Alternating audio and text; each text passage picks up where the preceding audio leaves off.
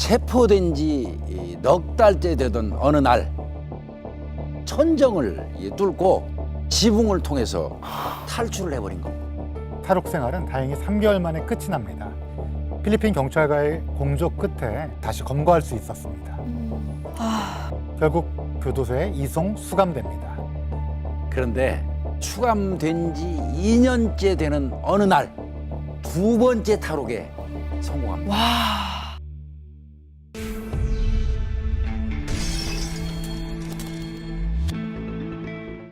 이 이야기는 필리핀 북부의 광활한 사탕수수밭에서 시작됩니다. 사탕수수밭으로 들어서던 농부는 그만 소스라치게 놀라게 됩니다. 빼곡한 사탕수수들 사이로 핏자국이 보인 겁니다. 필리핀 경찰이 현장으로 달려왔습니다. 한참 동안 혈흔을 따라서 들어간 곳에서 발견된 것은 성인 남녀 두 사람의 시신이었습니다. 어떡해. 근데 그게 전부가 아니었어요. 조금 떨어진 곳에 또 다른 남성의 시신이 있었던 겁니다. 유니폼과 이제 옷을 보니까 한국 상표가 있었습니다. 안타깝게도 한국인이 맞았습니다. 3명 모두. 필리핀에서 또다시 한국인 3명이 총격을 받고 피살된 채 발견됐습니다. 거제 아침 사탕수수밭에서 한국인 남성 2명과 여성 1명 등 3명이 총에 맞아 숨진 채 발견됐습니다. 필리핀에서 한국인 3명이 한꺼번에 살해된 건 이번이 처음입니다. 사건이 발생된 다음 날 경찰청에서는 수사관하고 그 프로파일러 감식 전문가로 구성된 공동조사팀을 파견합니다. 특히 국가수 총기 전문가도 급히 현장으로 달려갔습니다. 피해자 3명의 사인은 모두 두부 관통 총창이었습니다. 그런데 피해자들의 총창은 일반적인 총기 살인에 의한 총창과는 약간 다른 점이 있었습니다. 다른 점이라고 하는 건 어떤 거죠? 이게 총창도 여러 가지가 있나 봐요. 총알이 들어간 곳을 사입구라고 그러고요. 총알이 나간 곳을 사출구라고 이야기를 합니다. 그런데 피해자들의 이 사입구 주변에서는요, 모두 이제 화상 흔적이 발견이 됐고요. 그리고 별 모양의 피부 파열이 있었습니다. 화상은 총구에서 분출되는 화염에 의한 것이고요. 별 모양의 피부 파열은 총구에서 발생하는 폭압에 의한 것인데, 이게 뭘 의미하느냐 하면요, 총구가 피해자들의 피부에 거의 밀착돼서 발사됐다는 것을 의미합니다. 법의학에서는 이걸 접사 또는 근접사라고 이야기를 하죠. 왜냐하면 10cm 정도만 떨어져도 화염에 의한 화상은 발생을 하지 않습니다. 별 모양의 흔적도 마찬가지로 총과의 거리가 이 정도 1cm 이상 떨어지면은 발생하지 않습니다. 이거를 뒷받침하는 게 또 하나가 있는데요. 피해자들의 시신의 이제 사입구 크기가 총알보다 크다라는 거죠. 범행에 사용된 총기가 459경 반자동 권총으로 확인이 되는데, 이 459경이라고 하면은 0.45인치를 이야기를 합니다. 한 11.4mm 정도가 되죠. 이 총알의 사입구는 보통 8 내지 9mm 정도가 되는 게 보통입니다. 왜냐하면 총알이 들어간 다음에 이제 피부가 수축돼서 실제 크기보다는 조금 작게 보이는 현상이 이제 일어나는 거죠. 근데 가까이서 쏘면은 호갑에 의해 가지고 피부가 파열되기 때문에 이 보이는 사입구는 보다 더 크게 보이게 됩니다. 실제로 피해자 두 사람의 사입구는 크기가 1.5cm에서 2cm 정도가 됐던 걸로 총알보다 크다라는 거죠. 그 총창을 분석을 해보니까 거의 이 총구를 피부에 맞닿을 정도로 가깝게 대고 총을 쐈다는 건데, 보통 이렇게 근접 사격을 하면 옆에 있는 사람이 총을 맞으면 막 혼비백산해서 달아나야지 맞을 것 같은데, 맞아요. 어떻게 피해자 3명이 모두 다 그 자리에서 이렇게 가깝게 총을 맞고 사망을 했을까요? 그래서 한 가지 더 이제 생각을 해봐야 될 게 바로 사출구의 위치입니다. 피해자 셋 중에서 2명은 사출구가 사입구보다 더 높은 곳에 있거든요. 보통 이제 누가 총을 이제 대고 쏘려고 하면은 움직이겠죠. 이제 피하겠죠. 근데 만약에 몸이 묶여 있어서 못 움직인다고 한다면은 본능적으로 이 총구를 피하기 위해서 머리를 이제 반대 방향으로 이제 숙이게 되죠. 아, 머리만. 근데 이제 이런 형태에서 발사가 되면은 실제로 발사가 될 때는 이제 수평이겠지만은 머리가 똑바로 서면은 사익구보다 사출구가 높아지는 이런 현상이 이제 나타나게 됩니다. 그래서 이런 여러 가지 정황으로 봤을 때 피해자 세 사람은 이제 항거불능의 상태, 즉 손발이 묶이거나 하는 전혀 반항할 수 없는 상태에서 총격을 받았다는 개연성이 매우 높습니다. 실제로 여성의 피해자의 손목에 그리고 남성 피해자 중 한 명에는 발목에 포장용 테이프의 흔적이 남아 있었습니다. 피부에 문양이 그대로 남아 있을 정도로 꽤 오랫동안 단단하게 묶여 있었다고 보시면 될 것 같습니다. 뿐만 아니라 여러 가지 고통의 흔적들이 남아 있었습니다. 얼굴이나 팔다리, 특히 상체 부분에 멍과 피부 까짐 현상이 많이 기술되어 있는 것을 보실 수 있을 거고요. 주먹이나 방망이와 같은 둔기로 여러 군데 폭행을 당했다라고 판단하시면 될 것 같습니다. 피해자들은 사건 발생 2달 전에 필리핀으로 입국했고 한국에 있는 한 회사의 경영진들로 밝혀졌습니다. 이들 셋이 고수익 창출을 미끼로 투자자를 모집하는 유사 수신업체를 운영하고 있었는데요. 쉽게 말해 다단계 금융 사기라고 생각하시면 될 것 같습니다. 필리핀에서 살해된 한국인 남녀 3명이 국내에서 150억 원대 투자 사기를 벌인 혐의로 고소당한 것으로 확인됐습니다. 아, 도주 중이었구나. 수백 명의 사람들에게 약 한 150억 원 상당의 야, 그 큰 투자금을 빙자한 사기 행각을 한 거죠. 살해 당시에 세 사람은 이미 국내에서 고발이 돼 있는 그런 상태였고요. 우선 사망 피해자들의 최근 행적들을 수소문했습니다. 정말 어렵게 피해자들이 거주했다는 숙소를 알아내게 됩니다. 네, 이 저택은 시신이 발견된 사탕 수수밭에서 불과 한 30분 내외의 거리에 있어요. 한참 저희가 탐문하다 보니까 2달 전 피해자들이 처음에 필리핀에 와서 집을 구할 때부터 같이 다니면서 도와줬다는 한국인 남자가 있다는 진술을 얻어냅니다. 인근 호텔에서 사설 카지노를 운영하던 박왕열이라는 사람이었습니다. 경찰이 본인을 찾는 걸 알고 박 씨가 직접 경찰을 찾아와서 만났다고 해요. 본인이 운영하는 그 사설 카지노에 투자를 하고 싶다고 해서 소개를 받았대요. 그리고 필리핀 정착을 돕느라고 같이 살았다는 거죠. 박 씨가 피해자들을 마지막으로 본 거는 사건 전날 저녁이었다고 합니다. 마닐라에서 누굴 만나야 된다. 그래서 본인이 직접 세 사람을 주변에 있는 패스트푸드점까지 태워다 줬고 자신은 집으로 돌아와서 잤다는 그런 진술이 있었습니다. 시신이 발견됐을 때 피해자들 그 모두 집에서 입는 잠옷 차림이었어요. 특히 이제 피해 여성 같은 경우는 속옷도 제대로 갖춰 입지 않은 그런 상태였단 말이죠. 박 씨가 얘기하는 것처럼 마닐라 시내로 누구를 만나러 갔다는 그 말하고는 너무 안 맞지 않습니까? 그렇죠. 혹시 CCTV 같은 건 없었나요? 없었다고 합니다. 대신 이제 빌라 단지 경호원들이 있잖아요. 왕복 오가는 차량들을 기록하고 있었습니다. 박 씨의 차량이 새벽 내내 여러 번 숙소를 들락날락했다는 걸 확인할 수 있었습니다. 숙소에서 사탕수수밭으로 가는 길에 있는 CCTV를 모두 조사를 했습니다. 박 씨 차량이 주유소 CCTV에 포착이 된 겁니다. 사탕수수밭으로 가는 시각이 새벽 4시 15분. 그리고 다시 숙소 방향으로 돌아온 시각은 새벽 5시 30분경이었습니다.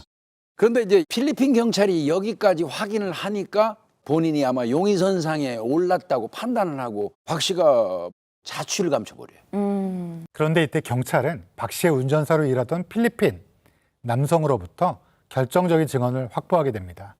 도피 도중에 한 고속도로에서 박 씨가 잠시 차를 세워달라 소변을 본다고 해서 기다렸는데 뭔가를 풀숲으로 던지는 모습을 확인한 거죠. 그래서 경찰이 달려가 봤습니다. 박 씨가 버렸던 가방 속에는 총을 버렸구나. 4.5구경 권총 그리고 소음기 총알 4발이 나왔습니다. 그럼 말 그대로 스모킹 건 아닙니까? 아, 그러네요. 이 총으로 피해자들을 살해한 거 아닐까요? 박광렬이 도피 중에 버린 총이 발견되긴 했지만은 그것만으로는 범죄를 입증할 수 없었습니다. 범행 현장에서 발사된 탄환이나 탄피가 나와야 이 증거로서 효력이 생기는 거죠. 우리 같은 일반인들은 그냥 총알이라고 하는데 탄피는 정확히 뭐예요? 흔히 총알이라고 부르는 거는 이 총에서 발사되는 이제 발사체죠. 이제 탄환이라고 이제 이야기를 하고요. 이 탄환 아래에는 화약도 있고 이제 여러 가지가 있는데 그 전체를 이제 감싸고 있는 케이스를 이제 탄피라고 이야기를 합니다. 탄환 아래에 있는 큰 부분이 이 탄피가 되겠습니다. 저 안에 화약이 가득 차 있는 거죠? 그렇습니다. 영화를 보면은 이제 총을 쏘는 장면에서 이제 오른쪽으로 이제 뭔가가 바닥으로 떨어지는 모습을 네, 이제 네. 많이 보죠. 이게 이제 탄피가 되겠습니다. 총을 발사를 하게 되면요, 이 탄피의 뇌관 부분을 공이가 타격을 하게 되는데요. 이런 흔적은 탄피에도 남고 탄환에도 남게 됩니다. 근데 그 흔적들이 총마다 다 틀리죠. 그렇죠. 지문과 같다라고 생각을 하시면 되겠습니다. 즉 이제 사건 현장에서 회수된 탄환이나 탄피에 생기진 이제 이런 흔적을 분석을 하게 되면은 이 어떤 총에서 발사가 됐는지를 이제 알 수 있다는 이야기입니다. 사건 해결에 굉장히 중요한 단서가 되는 거죠. 그럼 아까 그 사건 현장 있잖아요. 사탕수수밭에 탄환이나 탄피가 발견이 되면 이게 박 씨가 버린 총에서 나온 건지 이걸 알 수가 있겠네요. 그렇죠. 그래서 이제 당시에 이제 저를 비롯해서 이제 같이 이제 파견됐던 그 분들이 현장에서 탄환이나 탄피를 찾기 위해서 뭐 굉장히 많은 노력을 했었습니다. 그 진입로에 핏자국이 있던 주변에 풀을 전부 다 베어가면서 이제 수색을 했었고요. 저희가 현장을 조사를 하면서 세 사람 중에 한 사람은 수수 사탕 밭에서 사살을 했다라는 작은 단서를 이제 찾게 됩니다. 그래서 혹시나 그랬을 가능성이 있다라는 것을 염두에 두고 저희가 이제 그 사탕수수밭 농장주한테 이 시신이 있던 그 부분의 사탕수수를 다 삽니다, 저희가. 땅을 사버리신 거예요? 아니 그 사탕수수를 다 산 거예요. 사탕수수. 수수를 사면 뵐 수가 있으니까. 저희가 이제 임의로 제거하기 위해서는 그 농장주한테 이제 돈을 지불을 해야 되지 않습니까? 대가를 지불해야 되니까. 그래서 사탕수수를 다 산 다음에 이걸 다 이제 베어내죠. 베어내고 혹시나 있을 이제 탄환 하나, 탄피 하나를 찾기 위해서 이 바닥을 전부 다 이제 손으로 이제 만져가면서 수색을 했는데 결국은 찾지를 못하게 됩니다. 모래밭에서 바늘 찾기 아닌가요? 근데 이제 한 달 정도가 지났을 무렵에 사탕수수밭 진입로에서 탄피가 하나 발견이 됐다라고 합니다. 와. 네. 보시면은 이제 아까 그 범행에 사용됐던 0.49경 그 실탄의 탄피입니다. 그래서 이제 여기서 이제 탄피가 발견됐고 그다음에 이제 혈흔도 거기서 발견이 됐기 때문에 아마도 이제 실제 범행이 이루어진 것은 이 시신이 발견된 곳이 아니고 그 탄피가 발견됐던 그 진입로였던 걸로 이제 판단이 되죠. 그럼 탄피 분석 결과가 나왔나요? 필리핀 경찰에서 이제 그 분석을 했었는데 그 탄피의 이제 격침원을 분석한 결과 박 씨가 이제 도피 중에 이제 풀숲에 던져버린 그 총에서 발사된 걸로 확인이 됐다라고 합니다. 저기 탄피가 있잖아요. 그러면 그 동그란 공이가 딱 쳐요. 여기 확 부풀어 오르면서 총알이 나가는 거거든요. 여기 딱 칠 때 치는 모양이 다 달라요, 총마다. 그게 탄피에 남는구나. 저거 탄피로 보면 아래쪽에 있는 쪽에 격침음이. 아니 근데 저렇게 총을 저 장소에서 쐈는데 그럼 피해 흔적은 다른 데 있을 수 있어요, 그러게? 피 있던 그 주변에서 발견이 됩니다. 근데 이제 사탕수수에 있는 피는 흘러나온 피예요. 흘러나온 피고 죽일 때 나온 피가 여기에 있었던 거죠. 저희가 왜 사탕수수밭을 이제 수색을 했냐면은 두 사람이 세 사람의 시신을 옮긴다라는 게 굉장히 힘들거든요. 맞아요. 예. 그러니까 그리고 한 사람이 아니지. 그 사탕수수밭에서 아주 작은 혈흔을 발견을 했는데 이 혈흔이 사람이 살아있을 때 사익구나 사출구에서 분출된 혈흔일 가능성이 있다라는 생각을 한 거죠. 그러면은 이제 두 사람은 위에서 살해를 하고 네. 한 사람은 이제 아래에서 살해를 했는데 이 사람을 살려둔 이유가 두 사람을 이제 밑에까지 끌어내리는데 이제 그 일을 시키고 맞아요. 보시면은 그 두 사람은 사탕수수밭 안쪽에 있고 그 나머지 이제 뒤에 이제 흙에 파묻힌 사람은 이제 입구 쪽에 이렇게 있거든요. 그래서 그랬을 가능성이 이제 있다라고 저희가 판단을 해서 이제 그 사탕수수밭은 수색을 한 거고 거기서 살해를 안 했다라고 하면은 최소한 마지막에 묻힌 한 사람은 그때까지 완전히 절명을 안 했다라고도 이제 추정을 할 수가 있기는 하는 거죠. 지금까지로 보면 갑자기 잠적해버린 이 박 씨가 살인범일 가능성이 매우 큰 상황인데요. 그런데 그동안 확인하지 못했던 CCTV가 추가로 발견됩니다. 오전 7시 30분이었습니다. 시신이 발견되고 약 1시간이 지난 시점이었죠. 두 사람이 내린 거잖아요. 저 모자 쓴 한 사람은 누군가요? 숙소 거실에 있는 빈 콜라캔에서 지문이 5개가 나왔습니다. 3명의 피해자와 박광렬, 그리고 또 한 사람이 새롭게 등장한 거죠. 그게 조금 전 박 씨의 차량에서 내린 바로 그 남성이었습니다. 한국에서 이제 신원 조회를 해보니까 김동수라는 사람이었습니다. 사건 발생 8일 뒤에 경남 창원에서 이 김 씨를 긴급 체포합니다. 하지만 김 씨는 범행을 완강히 부인을 했습니다. 아는 형인 박광렬 씨가 바람 쐬러 오라고 해서 필리핀에 갔던 거고, 나는 사탕수수 밭에는 간 적도 없다. 거짓말인 것 같기는 한데 이게 별다른 증거가 없으니까 그렇죠. 저 이게 좀 답답하네요. 벽에 가로막힌 수사, 국가수 총기 전문가는 다시 한번 스모킹건을 찾아 나섭니다. 저희가 필리핀에 갔을 때 그 확보한 CCTV 영상을 통해서 김 씨가 사건 당시에 입고 있었던 옷하고 가방을 이제 특정하고 있었습니다. 그래서 반바지, 반소매티, 그리고 이제 검은색 가방이었는데요. 한국에서 이제 김 씨가 체포될 때 그 옷하고 그 가방을 확보하는데 좀 신경을 써달라고 저희가 미리 부탁을 드렸었죠.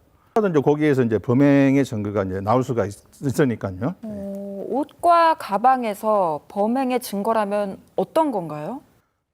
총을 쏘게 되면은요, 이제 화약 잔사가 이렇게 분출이 되는데 그 화약 잔사가 이제 묻을 수 있을 가능성이 있는 거죠. 그 세탁해도 안 없어지나요?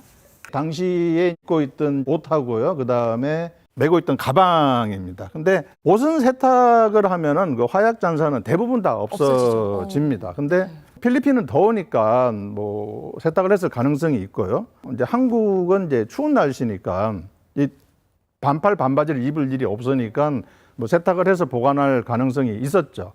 근데 가방은 보통 세탁을 잘 안 하지 않습니까? 맞아요. 그래서 가방에서 검출될 가능성이 이제 있다라고 판단을 했습니다. 사실은 있다라기보다는 제발 좀 그렇게 나와줬으면 하는 그런 이제 심정이었죠.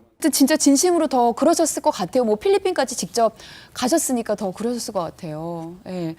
자, 그래서 어떤 결과가 나왔나요? 예비 시험을 아주 이제 조심스럽게 이제 진행을 했는데요. 예상대로 가방에서는 화약 양성 반응이 아주 강하게 나타났고요. 바지에서도 의외로 좀 이렇게 약하지만은 이제 화약 반응이 이제 나타났습니다. 세탁 안 했나 보네. 그래서 바로 이제 저희가 이제 본실험에 착수를 했고요. 바지하고 가방에서 전부 다 무연화약의 이제 성분인 니트로그리세린하고 니트로셀룰로즈가 검출이 됐습니다. 아까 탄피 안에 이제 화약이 이제 들어있다고 말씀을 드렸는데요. 이 화약 중에서 이제 총알을 실제로 이제 날려보내는 추진력이 되는 그 화약을 이제 추진화약이라고 하는데, 이 무연화약이 바로 추진화약인 겁니다. 그러면 지금 도피 중인 박광렬이 아니라 김동수가 총을 쏜 건가요? 안타깝게도 총을 누가 쐈는지는 이 화약 성분의 검출 결과로만은 알 수가 없습니다. 무연화약 잔사는 워낙 이제 확산되는 범위가 넓기 때문에 총을 쏜 사람도 그렇고 총을 쏘는 사람 옆에 이제 가까이 있어도 이 옷이나 이게 신체에 묻게 되죠. 무연화약 잔사가 검출이 됐다라는 이야기는 김 씨가 사건 현장에 있었다는 증거는 될 수 있지만은 직접 쐈다라는 증거로는 좀 활용하기가 어렵습니다. 근데 이 니트로그리세린이나 니트로셀룰로즈라는 그 화약 성분은 우리가 이제 일상생활에서는 전혀 접할 수가 없는 그런 맞아요. 물질이지 않습니까? 그렇기 때문에 이 김 씨의 가방하고 옷에서 이제 화약 성분이 나왔다라는 거는 김 씨가 총격 사건 현장에 있었거나 아니면은 시신을 직접 이렇게 만지거나 접촉했다는 그런 증거가 될 수가 있습니다. 말 그대로 이제 스모킹건이 되는 거죠. 확실한 거는 박 씨하고 김 씨 둘은 이 사건의 공범이라는 겁니다. 둘 중에서 누가 주도를 했느냐, 이거는 좀 따져봐야 되는 거죠. 옷과 가방에서 화약 성분이 검출되자 결국 입을 열었습니다.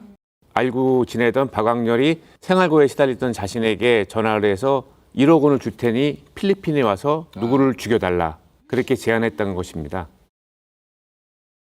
모든 건 박 씨가 주도했다는 주장이었습니다. 피해자들을 총으로 쏜 것도 역시 박 씨라는 거고요. 증거도 가지고 있다고 했습니다. 박 씨와 주고받은 문자가 있었는데 문제는 그 휴대전화를 한국에 들어오자마자 강에 던져버렸다는 거예요. 국제범죄수사대하고 수중범죄수사팀에서 강바닥을 이제 샅샅이 수색을 합니다. 뭐야, 근데 찾았어요, 저거? 저걸 진짜 우와. 찾은 거예요? 대단하네요. 지금 문 여니까 잠겼네요. 정말 하루만 더 시간을 주시면 안 될까요? 준비 다 하고 장전하고 문 열었습니다. 믿어주십시오. 그래야 내일 하자. 형님, 내일은 실망 안 시키겠습니다. 그래야 일찍 자. 문자 지워. 확실히 박 씨가 시킨 게 맞다라는 생각이 들긴 하네요. 김동수의 주장은 이렇습니다. 막상 실행하려고 하니까 너무 겁이 나더라는 거예요. 그래서 쩔쩔매고 있으니까 박광렬이가 이제 화가 나서 직접 나섰다는 거고요. 박광렬이가 이제 피해자들을 총으로 위협해서 방 한 군데로 몰았고 김 씨는 이제 겁에 질린 피해자들을 묶었습니다. 그 당시 옷장 안에 금고가 있었다고 해요. 이제 박 씨가 피해자들을 폭행해서 비밀번호를 알아냈다고 합니다. 그리고 그 안에 든 돈을 챙겼는데요. 하나 약 250만 원 정도였다고 합니다. 당시 김 씨의 진술에는 범행 과정에서 했던 자신의 실수 그리고 그로 인해서 당혹스러웠던 감정까지 아주 자세히 담겨져 있습니다. 형님이 테이프로 묶으라고 해서 남자 사장의 몸을 칭칭 감았는데 당황해서인지 테이프가 계속 끊어지면서 제대로 묶이지 않았다. 등산용 가방에 있는 끈으로 여자 사장의 목을 졸랐는데 끈이 짧다 보니 계속 발버둥을 쳐서 실패했다. 사실 이런 얘기는 김 씨에게 유리할 게 없는 내용이잖아요. 네. 그래서 오히려 신빙성이 높다고 봐야 될 것 같습니다. 피해자들을 폭행했던 박 씨와 김 씨는 피해자들을 차량 트렁크에 싣고 사탕수수밭으로 향합니다. 그리고 박 씨는 차례로 머리를 향해 방아쇠를 당깁니다.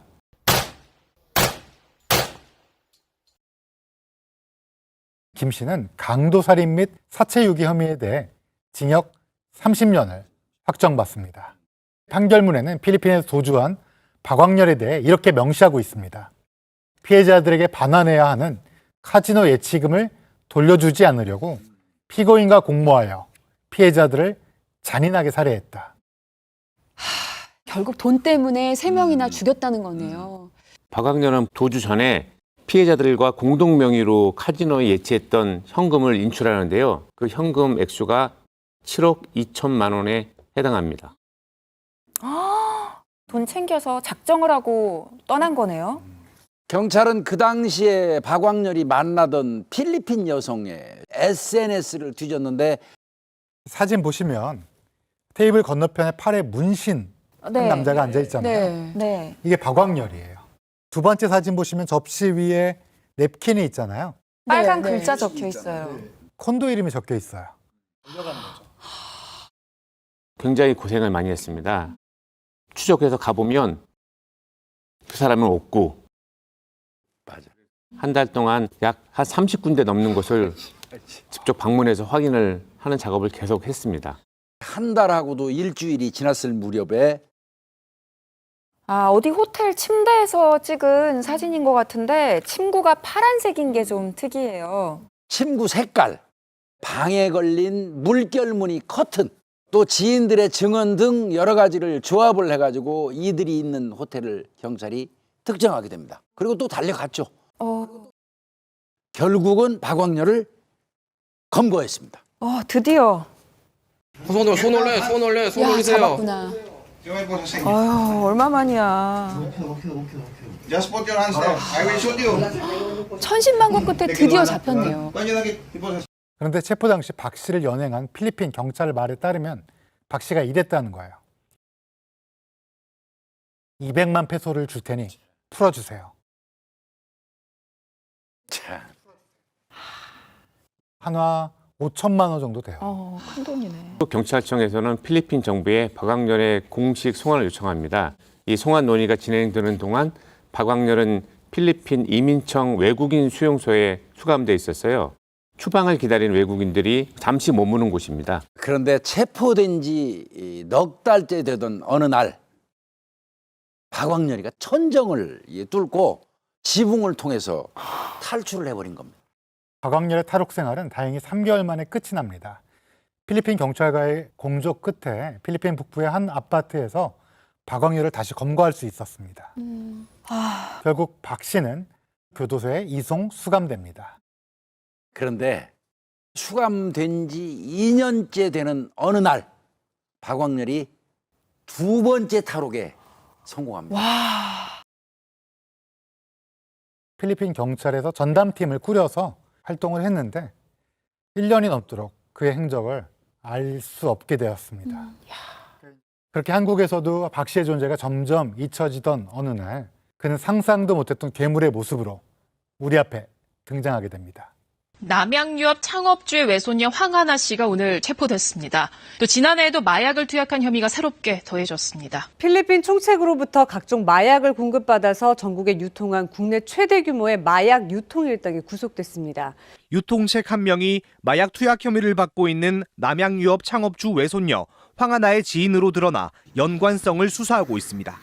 바티칸 킹덤이라는 이름을 기억하실지 모르겠습니다.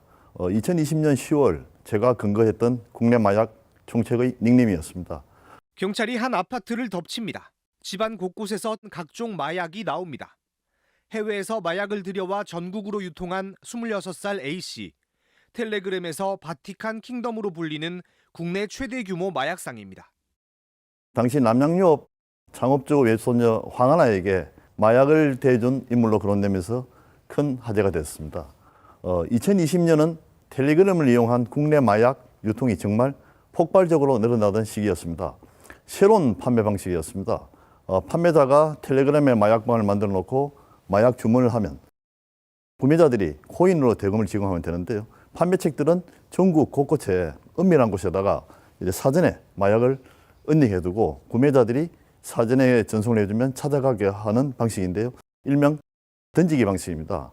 최근 배달 음식 주문하듯이 마약을 쉽게 구할 수 있는 시대가 열린 겁니다. 당시 국내에서 가장 큰 규모로 마약을 유통한 총책이 바로 이 바티칸 킹덤이었습니다. 바티칸 킹덤 일당은 국내 총책답게 정말 다양한 마약을 소지하고 있었는데요. 필로폰이라든지 대마, 엑스터시, 케타민, LSD 같은 웬만한 마약이 다 나왔습니다. 6개월간 총 49억 원 상당의 마약류를 판매한 혐의로 총책 바티칸 킹덤을 포함한 90여 명의 조직원이 검거됐습니다. 당시 단일 사건으로는 최고의 마약 사건이었습니다.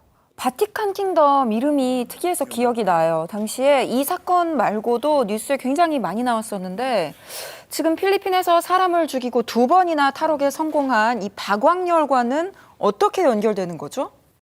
이 사건의 최고 핵심은 바티칸 킹덤이 그 많은 마약을 대체 어디서 누구로부터 통해서 국내로 가져 들어왔는지 그게 굉장히 관심사항이었습니다. 사실 그 바티칸 킹덤은 근거하고 보니까 26살 된 마약 초범이었습니다. 분명 뒤에서 그물급 상선이 있다는 걸 알게 됐죠. 바티칸을 추궁해보니 그게 바로 마약왕 전sek인 박광렬로 알려졌습니다. 야, 근데 박광렬은 지금 2번째 탈옥을 해서 도주 중인 걸로 알고 있는데 그럼 그 와중에 어떻게 마약왕이 된 건가요? 박광렬은 2019년 10월 두 번째 탈옥을 한 이후에 마약왕 전세계라는 이름으로 텔레그램을 통해서 국내에 마약을 유통해온 것으로 밝혀졌는데요. 필리핀에서 제조한 마약류를 국제 택배나 인편을 통해서 한국으로 들어보냅니다. 그리고 바티칸 킹덤 같은 중간 판매책을 모집합니다. 전국에 판매책을 통해서 마약을 유통하고요. 바티칸 킹덤이라는 이름도 실제 마약왕 전세계 그 박광렬이 자기의 마약을 국내에 전문적으로 취급하는 전문 체인이라는 걸 인정해주는 그런 바티칸 킹덤 이름을 붙여줬다 합니다. 박광렬은 국내 총책들에게 그 텔레그램을 통한 마약 홍보라든지 유통 방법 등을 상세히 알려주고 있고요. 또 관리했습니다. 그렇게 전 세계 그룹 조직을 강범위하게 키워나갔던 겁니다. 근데 원래 박광렬이 수산물을 취급하던 사람이었고 그다음에는 카지노 사업을 했던 사람이니까 이전에는 탈옥하기 전에는 마약을 다룬 적이 없지 않나요? 박광렬이 필리핀에서 오랜 수감 생활을 통해서 마약 루트를 배운 것 같습니다. 필리핀 감옥에는 워낙 그 마약 사람들이 많으니까요. 그리고 탈옥 후 마약왕 전세계라는 닉네임으로 활동한 겁니다. 아니 그럼 박광렬은 지금도 검거를 못한 상황인가요? 그건 아닙니다. 국내 총책 그 바티칸 킹덤을 우리 저 김대규 후배님이 검거했을 당시에 박광렬도 필리핀에서 검거가 됩니다. Nakapalag ang Koreanong si Park Wang-yol nang arestuhin ng mga operatiba ng Regional Special Operations Group ng NCRPO sa Laguna Miyerkules ng gabi. 살이 많이 빠졌습니다. 머리도 많이 빠졌는데? I only little can understand English. 1년 동안 도주하면서 마약왕 노릇을 한 박광렬은 현상금까지 내건 필리핀 경찰의 노력으로 세 번째 검거가 됩니다. 내연녀와 함께 지내던 은신처에서 엄청나게 많은 필로폰과 불법 마약들 그리고 현금 돈다발이 발견되었습니다. 1년 만에라도 또 잡혔으니까 그나마 다행이긴 한데 이후 어떻게 돼요? 여전히 필리핀에 있는 거 아닌가요? 필리핀 대법원은 지난 2022년 박광렬에 대해 다량 살인 혐의로 60년형을 선고합니다. 거의 종신형이죠. 이 필리핀에서는 20년 이상 형을 선고받은 범죄자들이 주로 가는 교도소가 있는데 마닐라에 있는 뉴 빌리비드라는 교도소입니다. 현재까지는 그곳에 수감 중에 있습니다. 근데 저는 그 필리핀 교도소가 지금까지 듣기로는 너무 이 교도소 같지가 않아서 그 좀 강한, 좀 강력한 그런 교도소에 있다면 마약 유통 이젠 좀 불가능했으면 좋겠는데 여기는 어떤가요? 작년 저희들이 진짜 충격적인 어떤 첩보를 하나 입수하게 됩니다. 네. 그 현지 교도소에 수감 중인 박광렬이 텔레그램을 통해서 최근에도 마약을 거래한다는 걸. 거기 그곳에서도요? 국내 현재 텔레그램 닉네임을 바꿔가면서 네. 국내로 마약류를 밀반입하고 판매하고 있는 내용이었습니다. 아니 근데 그 교도소에서 인터넷이 잘 터지나 봐요. 저희도 처음에는 설마였죠. 아마 다른 사람이 닉네임을 도용해서 사용하지 않나 이렇게 의심을 했었는데요. 실제 또 교도소에 있는 범죄자가 무슨 마약을 하고 있나 이런 생각을 했었고요. 실제 첩보를 입수하고 박광렬에게 수사를 해보니까 당시에 박광렬부터 마약류를 공급받은 일당을 근거했습니다. 실제 조사를 해보니까 박광렬은 아직도 여전히 그 조직의 피라미드 꼭대기에 앉아서 마약을 유통해가고 있었습니다. 더 심각한 문제는 한국인 범죄자들이 박광렬을 찾아간다는 겁니다. 매너를 요청해서 그가 있는 직접 교도소에서 만나 유통하는 법을 배우고 그런 방식으로 마약왕 전세계는 그 그룹은 계속 유지되는 것으로 확인되고 있습니다. 판매책을 근거하고 조사하는 과정에서 박광렬과 판매책 간의 텔레그램 대화 내용을 확인해 보았습니다. 대화 내용 중에 박광렬이 자신의 친구에게 알아봐야 국내에 마약을 유통할 수 있는지 더 추가적인 물건이 있는지 확인할 수 있다. 그래서 저희는 국내에 아직도 박광렬의 심부름을 하는 일당들이 존재한다는 걸 알게 됐죠. 그리고 어떤 마약을 구할 수 있냐고 물어보니까 세상에 유통되는 마약을 다 구해줄 수 있다. 이렇게 아주 자신감도 보였습니다. 야, 지금 이게 마닐라에 있는 교도소에 있는 박광렬과 실제로 대화한 내용이라는 거잖아요. 네, 맞습니다. 너무나도 자유롭게 그냥 민간인처럼 마약을 거래하고 있는데요. 근거된 판매책들의 진술에 따르면요. 박광렬이 한 달에 거래하는 필로폰의 양만 한 60kg 정도 될 거라고 이렇게 합니다. 200만 명. 거의 한 300억 원에 달하는 양인데요. 유통비나 관리비를 빼더라도 한 달에 한 100억 이상의 수익을 올릴 거라고 이렇게 추정하고 있습니다. 진짜 큰 돈이다. 근데 얘기를 들어보니까 저는 여기서 이해가 안 되는 게 한국 경찰이 눈에 불을 켜고 있다라는 걸 절대 박광렬도 모르지 않을 텐데 왜 굳이 한국으로 마약을 판매하는 거죠? 유엔 마약 범죄 사무소에 따르면요. 필로폰 1g당 미국 시세가 44달러로 알려져 있습니다. 태국은 13달러라고 합니다.